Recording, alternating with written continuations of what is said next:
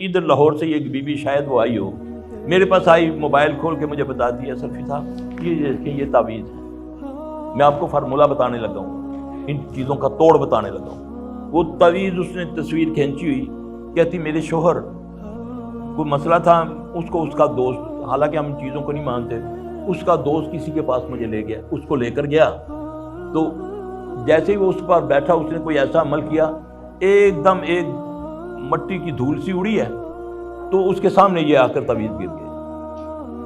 اچھا یہ گر گئے ہیں۔ اس کے بعد نا میرا شوہر آیا تو 3 دن سے کمرے میں بند ہے، باہر ہی نہیں نکلا، بیمار ہو گیا۔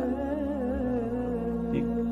اچھا میں نے اس سے پوچھا بی بی یہ کیسے ہوا؟ پہلے تو کہتی یہ تعویذ نکلے ہیں۔ جب مجھے، کیونکہ میں تو جانتا ہوں یہ خبیث کیا کرتے ہیں، یہ شعبدے بازی کرتے ہیں، لیکن آپ دیکھتے ہیں نا سوشل میڈیا پہ، وہ تو بندے کو کاٹ بھی دیتا ہے، آدھا دھڑ ادھر آدھا ادھر، ایسا ہم نے دیکھا ہے نا، ہوا میں اڑ رہا ہے، پانی پہ چل رہا ہے۔ یہ جادو ہے یا یہ شعبدے بازی ہوتی ہے، اور شعبدہ جھوٹ کو کہتے ہیں نا، دھوکہ دینا۔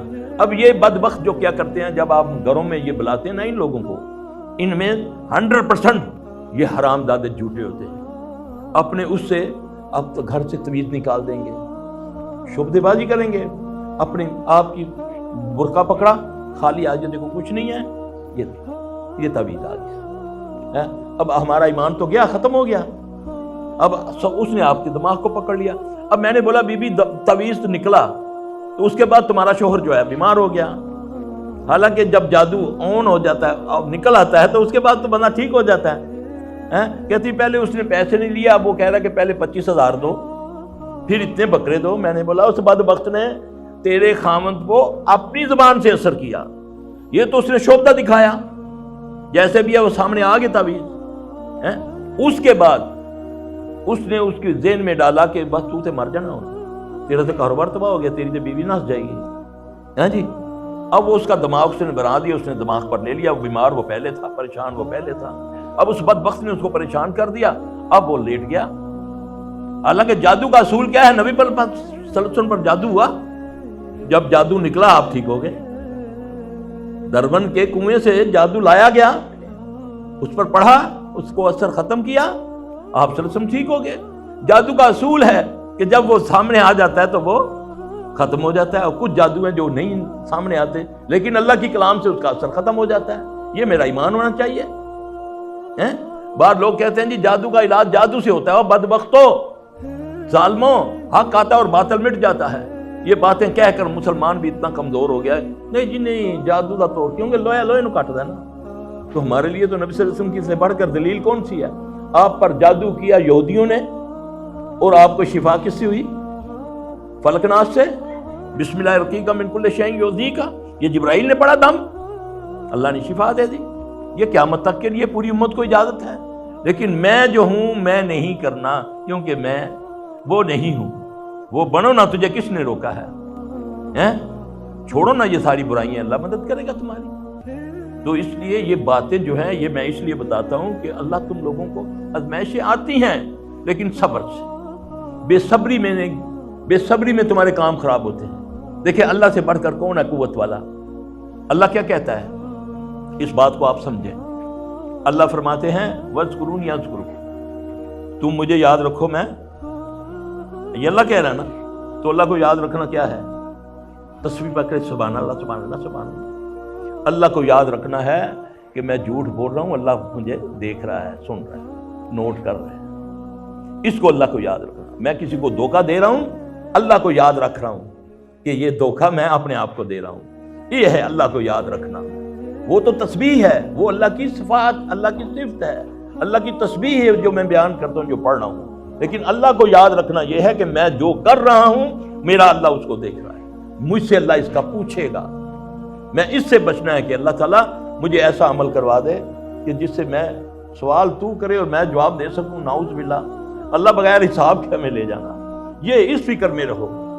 تو اس لیے میں یہ بہنوں کو، بیٹیوں کو یہی کہتا ہوں کہ صبر سے، وَاذْكُرُونِي أَذْكُرُكُمْ وَاشْكُرُونِي وَلَا تَكْفُرُونِ، یہی اللہ کہہ رہا ہے نا کہ جس مرضی حال میں بھی ہو شکر کرو، نہ شکری کفر ہے۔ اب سے نیچے والے کو دیکھو، اگر ٹانگ خراب ہے تو اس 2 ٹانگوں والوں کو دیکھ لو، اگر کچھ مسئلہ ہے تو اس کو دیکھو جو اس سے بھی بدتر ہے۔ پھر جب تم ناشکری کرو گے تم کفر میں آ جاؤ گے۔ پھر آگے اللہ کہتا ہے ہاں اگر تجھ پر کوئی آ گئی، آزمائش آ گئی تو پھر کیا کرو؟ یا ایھا الذین آمنوا استعینوا بالصبر۔ یہ کون بتا رہا ہے؟ اللہ کا فارمولہ یہ ہے کہ بے صبری یہ ہے کہ مولوی صاحب کچھ کرو، میں نہیں کچھ کر سکتا، تسی کچھ کرو۔ وہ آگے کہتا ہے پھر 3 بکرے لے کے آنا، پھر تیرا میں سیاپا کرتا ہوں۔ صبر اور نماز سے اللہ کہتا ہے میں مدد کروں گا۔ تو اللہ سے بڑھ کر کوئی وعدہ پورا کرنے والا ہے؟ اللہ کیا کہتا ہے؟ ان اللہ لا یخلف المیعاد۔ اللہ سے بڑھ کر وہ وعدہ کر رہا ہے، لیکن بے صبری ہے۔ بے صبری میں ہم برباد کر لیتے ہیں اپنے آپ کو۔ اب نبی صلی اللہ علیہ وسلم کے پاس جو عورت آتی ہے وہ اسیب زدہ ہے نا، وہ کہتی ہے نا یا رسول اللہ صلی اللہ علیہ وسلم یہ بندہ جب مجھے نظر آتا ہے مجھے دورہ پڑ جاتا ہے۔ تو آپ صلی اللہ علیہ وسلم نے کیا فرمایا؟ ہم نے تو اس کو لکھا نا مرگی والی عورت آئی تھی، وہ اسیب زدہ عورت تھی۔ آپ نے اس کو کیا فرمایا؟ اگر تو اس بیماری پہ صبر کرے گی تو اللہ تجھے جنت دے گا۔ صبر ہے نا، تو اللہ بھی کہہ رہا ہے کہ صبر سے مدد مانگو۔ تو عرض کی یا رسول اللہ صلی اللہ علیہ وسلم آپ یہ دعا فرما دیں کہ جب مجھ کو دورہ پڑتا ہے تو اللہ میری حیا کو ڈانپے رکھے۔ یہ ہے۔ اب اس سے میں نے جو میرا اپنا ایکسپیرینس ہے، میں نے ابن قیم کو بعد میں پڑھا، لیکن میرا اپنا تجربہ ہو چکا تھا کہ یہ بیماری ہیں، یہ جو اسیب زدہ بیماری ہیں یہ صبر سے جاتی ہیں، بے صبری سے نہیں جاتی۔ تو اس لیے اس میں جو بے صبری ہے کہ جی فلاں پیر کو جاؤں گے پھو کرے گا تو سارے ٹھیک ہو جائیں گے، اس کے ابے کا راج ہے۔ وہ تو تمہارا گمان تمہیں اللہ سے اتنا دور کر دے گا ایک کاغذ کے ٹکڑے پر کہ یہ لو بی بی یہ سارے میں باندھ لینا۔ یہ اب جیسے یہ بی بی بیماری بتا رہی ہے نا، اس کو اٹھراج کا تکلیف ہے، اب اس کو کوئی طویز والا کہے گا کہ یہ قرآن کی آیت لکھو، یہ پٹ پہ باندھ دینا، یہ ناف سے نیچے باندھ دینا، اب قرآن کی یہ عزت ہو رہی ہے، وہ تعویذ دے گا۔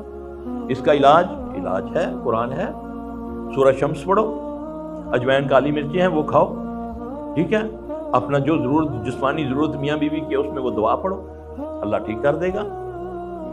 یہ کیا ہے؟ معمولی سی باتیں ہیں جو ہم، یہ تو دعائیں ہمیں اس لیے سکھائی گئی نا، اس لیے سکھائی گئی کہ ہمیں شیطان سے اللہ محفوظ رکھے۔ جب قرآن کتنا بڑا عمل ہے، سب سے بہترین کائنات میں جو عمل ہے وہ قرآن کا پڑھنا اور پڑھانا ہے، پھر بھی اللہ کہتا ہے فَإِذَا قَرَأْتَ الْقُرْآنَ فَاسْتَعِذْ بِاللَّهِ مِنَ الشَّيْطَانِ الرَّجِيمِ، کہ جب تم قرآن پڑھنے لگو تو اللہ کی پناہ میں آ جانا۔ شیطان سے یہ قرآن پڑھنے سے بھی آدمی کے اوپر حملہ کر دیتا ہے، یہ یاد رکھنا۔ اور جب تک تم صبح شام کے اذکار نہیں کرو گے یہ تمہیں نہیں چھوڑے گا، خاص کر یہ جو تم بیٹھی ہو قرآن کا کام کرنے والی، یہ سب سے زیادہ دشمن تمہارا ہے۔ میرے پاس جب وہ بچے آتے ہیں، یہ عالمہ ہوتی ہیں، مدرسوں کی پڑھنے والی زیادہ ہوتی ہیں، تو ان کا آنکھیں چلی جاتی ہیں، ایک دم بہری ہو جاتی ہیں، گنگی ہو جاتی ہیں، پیٹ کی تکلیف ہو جاتی ہے، اب ڈاکٹر لگے رہتے ہیں۔ اللہ کا شکر ہے آتے ہیں مریض چاہے نبینا کیوں نہ ہو گیا ہو، شفا تو اللہ کے پاس ہے، اللہ ادھر ہی ٹھیک کر دیتا ہے۔